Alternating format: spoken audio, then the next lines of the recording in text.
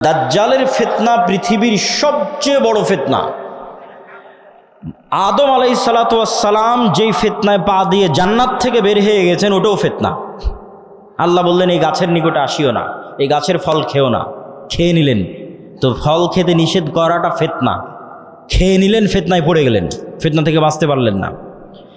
কাবিল হাবিলকে হত্যা করলো, এটাও ফিতনা। নূহ আলাইহিস সালাতু ওয়াস সালামের কওম আগের যুগের সৎ কর্মশীল পরহেজগার বান্দাদের মূর্তি বানিয়ে পূজা করতে লাগলো, ওটাও ফিতনা। লূত আলাইহিস সালাতু ওয়াস সালামের কওম জেনায় লিপ্ত হয়ে গেল, এটাও ফিতনা। কিন্তু এগুলো একটাও ফিতনা দাজ্জালের ফিতনার মতো বড় নয়, এটা বুঝতে হবে। দাজ্জালের ফিতনা আকবারু ফিতান আলা ওয়াজহিল আরজ। আদম আলাইহিস সালাম যেই ফিতনায় পা দিয়েছেন ওইটার চাইতে, কাবিল যে ফিতনায় পা দিয়েছিল ওইটার চাইতে, নূহ আলাইহিস সালামের কওম যে ফিতনায় পা দিয়েছিল ওইটার চাইতে, আদ সামুদ কওমে লূত তারা যেই ফিতনায় পা দিয়েছিল ওইটার চাইতে সবচেয়ে বড় ফিতনা দাজ্জালের ফিতনা। আর এই ফিতনা মোকাবেলা করবে উম্মতে মুহাম্মাদী, শ্রেষ্ঠ উম্মত মোকাবেলা করবে পৃথিবীর সবচেয়ে বড় ফিতনার। কেন দাজ্জালের ফিতনা সবচেয়ে ভয়ঙ্কর, এটাও বুঝতে হবে আপনাকে। আমি স্বেচ্ছাসেবক ভাইদের আবারও দৃষ্টি আকর্ষণ করছি যে আমাদের ডানে লোকজনের সংখ্যা বেশি হয়ে যাচ্ছে, পিছনে একটু বসার ব্যবস্থা এবং বামে এখনও ফাঁকা আছে। বামে একটু বসার ব্যবস্থা এবং মানুষজনকে এইদিকেও একটু বসার জন্য উদ্বুদ্ধ করা। প্রিয় উপস্থিতি, কেন দাজ্জালের ফিতনা সবচেয়ে ভয়াবহ?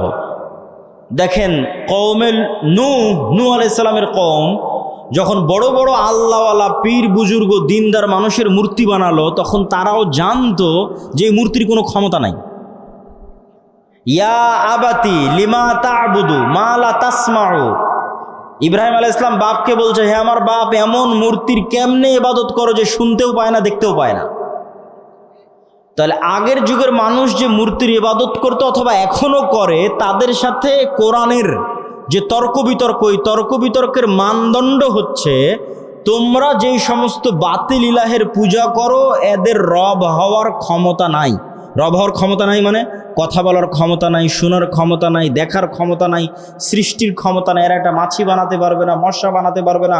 এরা একটা খেজুরের বিচির দানার উপরের যে পাতলা আবরণ থাকে ওটার পর্যন্ত এরা মালিক নয়। তাহলে যে রব নয়, ও ইবাদতের যোগ্য কেমনে হয়? রব তো আমি, আসমান জমিন আমি বানিয়েছি, সূর্য চন্দ্র আমি বানিয়েছি, ইবাদত আমার করো, এই দিয়ে কোরআন পরিপূর্ণ। এটা মানুষের বুঝতে সহজ যে এর ক্ষমতা নাই, কেন এর ইবাদত করব। কিন্তু এই কনটেক্সট অচল হয়ে যাবে যখন দাজ্জাল আসবে। কেননা দাজ্জাল রব যা যা করতে পারে তার প্রায় সব কিছুই করে দেখাবে। এই জন্য দাজ্জালের ফিতনা সবচেয়ে ভয়াবহ, ভয়ঙ্কর ফিতনা। মা কালী, মা দুর্গা আর শাহজালাল আর শাহপরাণ যাদেরই মানুষ আল্লাহ বাদ দিয়ে ইবাদত করছে, আর ঈসা আলাইহিস সালাতু ওয়াস সালাম আর মারিয়াম আলাইহিস সালাতু ওয়াস সালাম আর যাদেরই ইবাদত করছে, তারা কেউ এখন আপনাকে দেখাতে পারবে না যে আমি আকাশকে আদেশ দিলাম আকাশ বৃষ্টি বর্ষণ করবে, আমি জমিনকে আদেশ দিলাম জমিন ফসল উৎপাদন করবে, জান্নাত দেখালাম জান্নাতে ঢুকে যাও, জাহান্নাম দেখালাম জাহান্নামে ঢুকে যাও, মৃতকে জীবিত করে দিলাম। এইরকম একচ্ছত্র কন্ট্রোল যা একমাত্র রবের থাকে, তার কারণ নাই, ফলত ওদেরকে বাতিল ইলাহ প্রমাণ করা সহজ। কিন্তু যখন একজন সত্যি সত্যি এগুলো আপনাকে করে দেখাবে, তখন আপনি ঈমান ধরে রাখতে পারবেন না অনেকগুলো কারণে। এক নাম্বার কারণ, যারা ধরেন আগে থেকেই শক্তিশালী কোনো কিছু দেখলেই আরে বাবা এ তো অনেক বড় অলিয়া উলিয়া কবিরাজ, অনেক কিছু করতে পারে, দেখলেই যাদের অন্তরে ভয় ঢুকে যায়, মনে হয় না এর কাছে মনে হয় কোনো ক্ষমতা আছে, এরা তো এমনি দাজ্জালের পূজা করবে। যারা যুগ যুগ মূর্তির পূজা করেছে, মাজারের পূজা করেছে, এদের বাধা হবে না। ওরা দাজ্জালের ক্ষমতা পাওয়ার দেখে মনে করবে অনেক বড় অলিয়া আল্লাহ চলে এসেছে, অনেক বড় কারামতে আউলিয়া চলে এসেছে, অতএব এখন আর ইবাদত করো, এখন আর পূজা করলে সমস্যা নেই। তো একদল তো এমনি পথভ্রষ্ট হয়ে যাবে। আরেক দল মানুষ থাকে যারা মোটামুটি আল্লাহর উপর ঈমান রাখে, কিন্তু ইস্তেকামা, ঈমানের উপর ইস্তেকামার জন্য সবর লাগে। সবর করার ক্ষমতা এবং সাহস এদের নাই। এদের দেখবেন এখন দুনিয়াবি ক্ষমতা যাদের কাছে, ওদের ওখানে গিয়ে সিজদা দিচ্ছে। আজ থেকে 6-7 মাস আগে 16 বছর যাদের কাছে ক্ষমতা ছিল, ওদের কাছে গিয়ে সিজদা দিয়েছে। ক্ষমতার বাইরে এরা চিন্তা করতে পারে না। ক্ষমতা যেখানে, এদের কেবলা এবং মারকাজ সেখানে। এবং আপনি যদি নিজের জায়গায় দাঁড়িয়ে চিন্তা করেন, আজকে তেলের যে সংকট, আমি দাজ্জালের ফিতনার ভয়াবহতা বোঝানোর জন্য আপনাকে বলতেছি। তেলের যে সংকট মাঝে মধ্যে আমার মনে হয় আল্লাহ আমাদের ফিতনা থেকে হেফাজত করুক, যে এখন যদি কেউ এসে বলে আব্দুল্লাহ তোমার গাড়িতে তো তেলের দরকার, তো এইটা করলে তোমাকে তেল দেওয়া হবে, ধরো তুমি আর 500 টাকা বেশি দিলে তেল দিয়ে দেবো, বা তুমি এই অপরাধটা করলে তোমাকে তেল দিয়ে দিব। তো কত মানুষ হল ঠিক আছে ভাই সমস্যা নেই, আমার গাড়িতে তেল দেন আমি করে দিচ্ছি। এখন কোনো একটা দেশকে যদি বলা হয় যে সব তেলের কন্ট্রোল আমার হাতে, এটা করো তেল পাবা, নাহলে কিন্তু আবাদও বন্ধ হয়ে যাবে। আমরা মনে করি তেল মানে দিয়ে শুধু গাড়ি চলে। পেট্রোকেমিক্যাল থেকে সকল সার উৎপাদন হয়, সব কোনো সারই আর তৈরি হবে না। তো সার না হলে আপনি চাষ করবেন কি দিয়ে? স্যালো মেশিন স্টার্ট না দিলে পানি তুলবেন কোথায় থেকে? তো তেল মানে শুধু গাড়ি নয়, সবই এখনকার আধুনিক সভ্যতার সবই তেল। তো আমি তেল দিব না আপনাকে, তা আপনিও বুঝতে পারছেন যে আপনি সবই করে ফেলবেন তেল নেওয়ার জন্য। তো কোরআন এবং হাদিসে তো এর চেয়ে বড়টা বলা আছে, তেলের কথা বলা নেই। সরাসরি আকাশের বৃষ্টির কথা বলা আছে, জমিনের ফসলের কথা বলা আছে ডাইরেক্ট, যে দাজ্জাল ইরাক এবং শাম এই দুই দেশের মধ্যের সীমানা দিয়ে যেতে থাকবে। কোনো এক নগরীর মানুষের কাছে এসে বলবে, এই তোমরা আমার উপর ঈমান আনছো? তারা বলবে, জি জাহাপনা, জি প্রভু আপনার উপর ঈমান আনলাম। ওদের জন্য দাজ্জাল টাকা পয়সা ধন দৌলত রুজি রুটির এত বড় ব্যবস্থা উন্মোচন করে দিবে যে মৌমাছির ঝাঁক যেভাবে মধুর পিছনে ছুটে, ধন সম্পদ টাকা পয়সা ওই শহরের মানুষের পিছনে ওইভাবে ছুটবে। এবার অতিক্রম হতে হতে আর এক শহরে আসবে, সেই শহরের মানুষকে বলবে আমার উপর ঈমান আনয়ন করছো? তারা বলবে না, আমরা রব্বুল আলামিনের উপর ঈমান রাখি। দাজ্জাল বলবে আকাশ এখানে বৃষ্টি বর্ষণ বন্ধ করে দাও, জমিন এখানে ফসল উৎপাদন বন্ধ করে দাও, খাবার দাবার বন্ধ, টাকা পয়সা বন্ধ, সকল কিছু বন্ধ, মোবাইল বন্ধ, ইন্টারনেট বন্ধ। আজকের যুগেও যদি কল্পনা করেন, এখনই আপনি ঈমান ধরে রাখতে পারবেন না, যখন ঘটবে তখনকার কথা তো বহু পরে। তো শাম অঞ্চলের মানুষেরা না খেতে পেয়ে ধনুক চাবিয়ে খাবে, তীর চাবিয়ে খাবে। তীর তো খাওয়ার জিনিস না, ধনুক তো খাওয়ার জিনিস না, কিন্তু গাছের পাতাও যেহেতু উৎপন্ন হবে না তো কি খাবে? গাছের পাতাও তো উৎপন্ন হবে না। তো এ হলো দাজ্জালের ফিতনা, পৃথিবীর সবচেয়ে ভয়ঙ্কর এবং ভয়াবহ ফিতনা। দাজ্জালের ফিতনা সম্পর্কে বলতে গিয়ে দুইটা হাদিস না বললেই নয়। একটা হাদিসে রাসূলুল্লাহ সাল্লাল্লাহু আলাইহি ওয়াসাল্লাম বলছেন যে দাজ্জাল পৃথিবীতে 40 দিন সফর করবে। 40 দিনের প্রথম দিন হবে 1 বছর, দ্বিতীয় দিন হবে 1 মাস, তৃতীয় দিন হবে 1 সপ্তাহ। আর দাজ্জালের গতি হবে কাগাইসিন ইস্তাদবারাত হুররিহ, এমন মেঘমালা যেই মেঘমালাকে ঝড়ো বাতাস উড়িয়ে নিয়ে যাচ্ছে।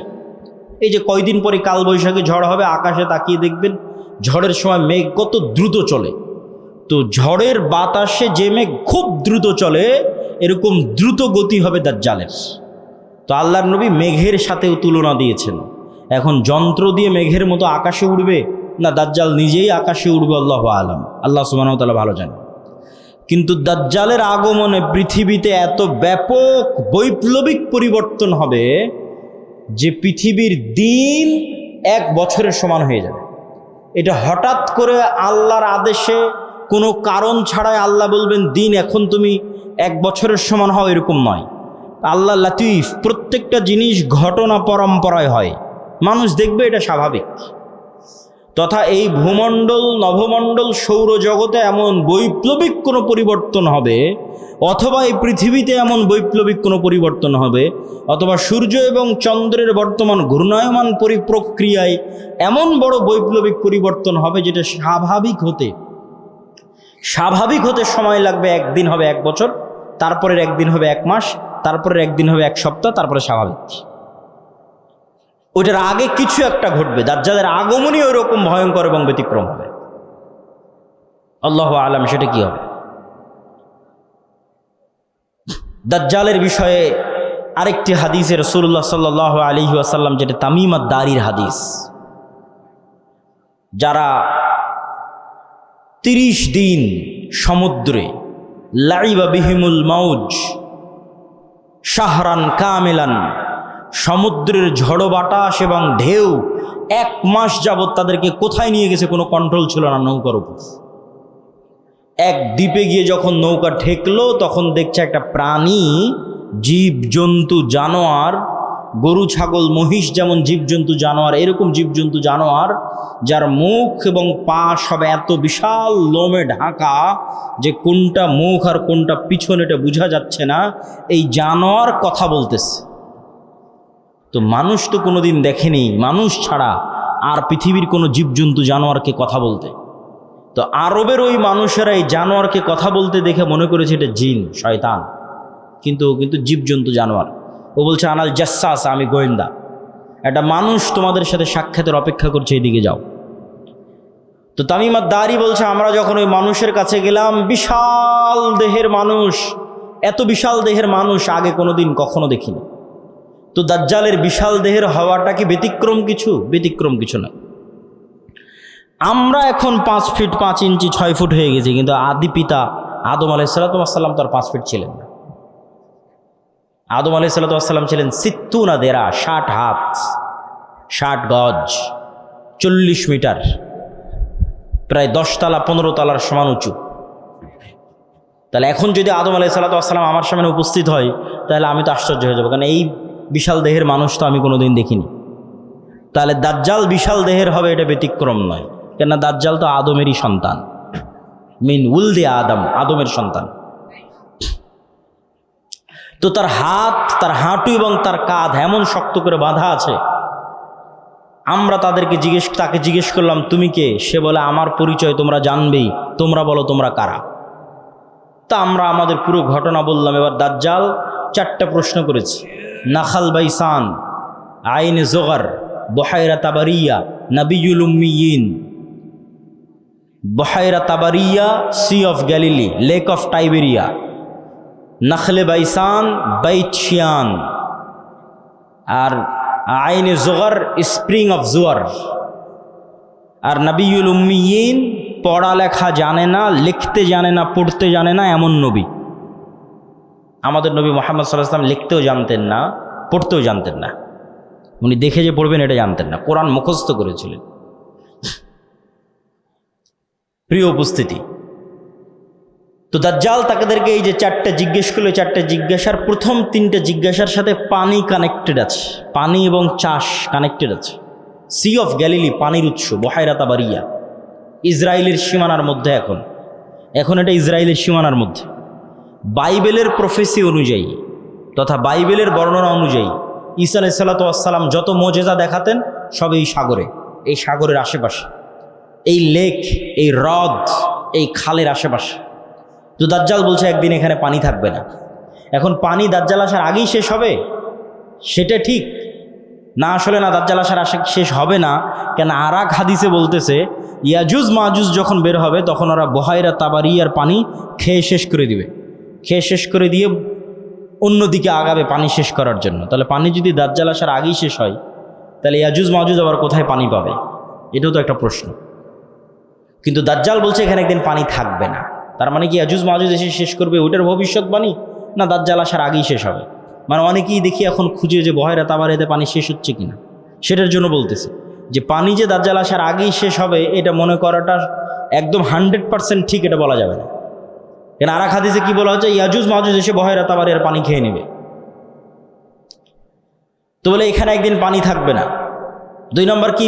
নাখাল বাইসান, বাইসানের খেজুর বাগান, এটাও ইসরায়েলের একটা বড় শহর, বাইত শিয়ান। বলে এখানে কি মানুষ খেজুর চাষ করে? তো বলে করে। তো বলে এখানে একদিন পানিও থাকবে না, খেজুর চাষের ব্যবস্থাও থাকবে না। তার বলে আইনে জোগার, স্প্রিং অফ জোয়ার, এটার বর্ণনা বাইবেলে আছে। আগের যেমন বহাইরা তাবারিয়ার বর্ণনা বাইবেলে আছে, এই আইনে জোগার, স্প্রিং অফ জোয়ার, এটার বর্ণনাও বাইবেলে আছে। কি হিসেবে আছে? লূত আলাইহিসসালাতু ওয়াসসালাম যেখানে ছিলেন ওই শহরটা যখন আল্লাহ ধ্বংস করে দিলেন, যে লূত আলাইহিসসালাতু ওয়াসসালামকে যেখানে তিনি আশ্রয় দিলেন সেখানে তার জন্য পানির ব্যবস্থা, অথবা যে জায়গায় তিনি আশ্রয় নিয়েছিলেন সেই জায়গা হচ্ছে স্প্রিং অফ জোয়ার। এই জন্য ওই বহাইরা তাবারিয়া আর স্প্রিং অফ জোয়ার, আইনে জোগার, এই দুটেই খ্রিস্টানেরা ব্যাপক হারে দেখতে যায়, ভিজিট করতে যায়। তো এখান থেকে আমাদের জানার বিষয় কি? এই হাদিস থেকে জানার বিষয় হচ্ছে দাজ্জাল প্রশ্ন করেছে একটা নির্দিষ্ট জায়গায়, যার প্রত্যেকটা এরিয়া 30-40 কিলোমিটারের মধ্যে। এই বহাইরা তাবারিয়া বলেন, আইনে জোগার বলেন, নাখাল বাইসান বলেন, এই বগুড়া জেলার মধ্যেই, মানে একটা সেম এরিয়ার মধ্যেই। তথা কিয়ামতের পূর্ব মুহূর্তের ফিতনার বর্ণনাগুলো নিশ্চিতভাবে কিয়ামতের পূর্ব মুহূর্তে যা যা হবে এগুলো মক্কা মদিনার বাইরে, মক্কা মদিনায় হবে না। মক্কা মদিনা ফিতনা মুক্ত থাকবে। কোথায় হবে তাহলে? সিরিয়াতে, শাম। শাম মানে আগে ফিলিস্তিনি বোঝানো হতো, শাম মানে আগে মসজিদে আকসাই বোঝানো হতো। শাম মানে আজকের শাম নয়, তথা মসজিদে আকসা এবং এর আশেপাশের অঞ্চল যেগুলোতে এখন ইসরায়েল, ফিলিস্তিন, জর্ডান, এই যে অঞ্চলগুলো এবং এখনকার যে সিরিয়া, সব কিছু এই অঞ্চলে হবে। দাজ্জালের এই সংক্ষিপ্ত বর্ণনা এবং দাজ্জালের ফিতনার এই সংক্ষিপ্ত বর্ণনার পরে কি হবে? ওই যে মুজাহিদ বাহিনী যারা দাজ্জালের মিথ্যা সংবাদ শুনে এবার দেমাশকে ফিরে আসবে, যুদ্ধ বিজয় অভিযান বাদ, কেন এটা ভয়ঙ্কর ফিতনা। এই ভয়ে দাজ্জাল আসলেই বের হয়েছে কিনা, যুদ্ধ বাদ দিয়ে সবাই ফিরে আসবে তাদের যেটা সেন্টার, তাদের সেন্টার দামেস্ক। যুদ্ধ যদি রোম পর্যন্ত গিয়ে থাকে, ইতালির রাজধানী, ওখান থেকেও ফিরে দামেস্কে আসবে। যদি তুরস্কের রাজধানী ইস্তাম্বুল পর্যন্ত গিয়ে থাকে, ওখান থেকে ফিরে দামেস্কে আসবে। এবার দামেস্কে আসতে আসতে সত্যি দাজ্জাল বের হয়ে যাবে। এবার রিয়ালি প্রকৃত অর্থে দাজ্জাল বের হয়ে গেছে। এবং দাজ্জাল বের হওয়া মাত্রই সকল ক্ষমতা দাজ্জালের কাছে চলে যাবে। এটার বিবরণ আরেকটু পরে দিব, এখানে এটা শেষ করে নিই। তো দাজ্জাল বের হয়ে যাবে। এই দামেস্কের মসজিদে ফজরের সালাতে যখন জামাত হবে, তখন এবার ঈসা আলাইহিসসালাতু ওয়াসসালাম অবতীর্ণ হবেন।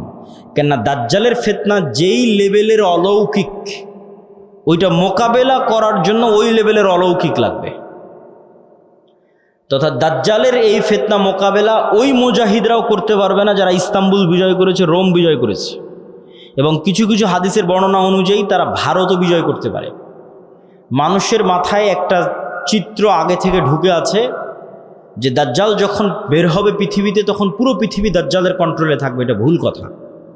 দাজ্জাল যখন বের হবে তখন পুরো পৃথিবী মুসলমানদের কন্ট্রোলে থাকবে। মানে মুসলমানেরা বিজয় করে শেষ করে দিবে, সব বিজয় করে ফেলবে। মসজিদে আকসা বিজয়, ইস্তাম্বুল বিজয়, খ্রিস্টানরা তো পরাজিতই হয়ে যাবে, ইতালির রাজধানী রোম বিজয়, ভারত বিজয়, পুরো পৃথিবীতে মুসলমানদের জয় জয়কার থাকবে। হাদিস থেকে আমি যতটুকু চিন্তা ভাবনা করে দেখেছি, এটাই বেশি খাপ খায়, এটাই বেশি মিলে। যে দাজ্জাল বের হওয়ার পূর্বে, ইমাম মাহদি আসার আগেই, অথবা ইমাম মাহদির সাথী, অথবা ইমাম মাহদি সহ, যেটাই বলেন, দাজ্জাল এবং ঈসা ইসলাম আসার পূর্বে পৃথিবী মুসলমানদের, মসজিদে আকসা মুসলমানদের, তুরস্ক মুসলমানদের, ইতালি, পুরো ইউরোপ মুসলমানদের, ভারত মুসলমানদের, সবই মুসলমানদের। মুসলমানদের বিজয় যখন সর্বোচ্চ স্তরে এবং দাজ্জালের কোনো ষড়যন্ত্র যখন আর কাজে দিচ্ছে না, দাজ্জালের পক্ষ হয়ে পৃথিবীতে কাজ করবে এরকম কোনো বড় শক্তি আর পৃথিবীতে নাই, এবার নিজেই দাজ্জাল বের হয়ে আসবে। কেননা যারা দাজ্জালের পক্ষ নিয়ে কাজ করতে, এরা সব বিপদে পড়ে গেছে, কেননা বিজয় মুসলমানদের হয়ে গেছে। তো ইহুদিরাও এক মাসিহের অপেক্ষা করতেছে, বিপদ থেকে, বিপদে পড়লে বিপদ থেকে বাঁচায় যে সে মাসিহ, মাসিহ দাজ্জাল। খ্রিস্টানেরাও ঈসা মাসিহ, বিপদে পড়লে বিপদ থেকে বাঁচায় যে সেই মাসিহ ঈসা আলাইহিস সালাম বিপদ থেকে বাঁচাবে। খ্রিস্টানেরাও বিশ্বাস করে ঈসা আলাইহিস সালাম আবার আসবে, কিন্তু তারা এটা জানে না যে ঈসা আলাইহিস সালাম মারা যায়নি, জীবিত আছে। আমরা জানি ঈসা আলাইহিস সালাম মারা যাননি, জীবিত আছে। আর তারা মনে করে মরে গেছে, কিন্তু পুনর্জন্ম হয়ে পুনরায় ঈসা আলাইহিস সালাম পৃথিবীতে আসবে, তাদেরকে বাঁচানোর জন্য, খ্রিস্টানদের বাঁচানোর জন্য। তাহলে সারা পৃথিবীর সবাই শেষ জামানার একজন বিশাল মাসিহের অপেক্ষায়। এবং আধুনিক এখনকার বিশ্বের যতগুলো নিউজ চ্যানেল রিপোর্ট, সবগুলোতেই বর্তমান যে যুদ্ধ চলতেছে, এই যুদ্ধ নিয়েও এই আলোচনাগুলো আমাদের দেশে নয়, এই অঞ্চলে নয়, ইউরোপ এবং আমেরিকায় আলোচিত হচ্ছে।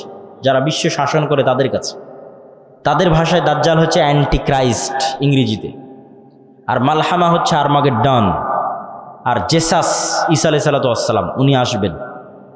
অ্যান্টি ক্রাইস্ট না আসলে জেসাস আসবে না। অ্যান্টি ক্রাইস্ট মানে দাজ্জাল। আর অ্যান্টি ক্রাইস্ট ততক্ষণ আসবে না যতক্ষণ না ইহুদিরা জেরুজালেমে একত্রিত হচ্ছে, এটা তাদের বিশ্বাস। ইভাঞ্জেলিক্যাল খ্রিস্টিয়ান যারা, যারা ইঞ্জিল কেন্দ্রিক খ্রিস্টান, তাদের বিশ্বাস। তো ফলত তাদেরও ঈসা আলাইহিস সালামকে নিয়ে আসতে হবে, ইহুদিদেরও একজন মাসিহ লাগবে।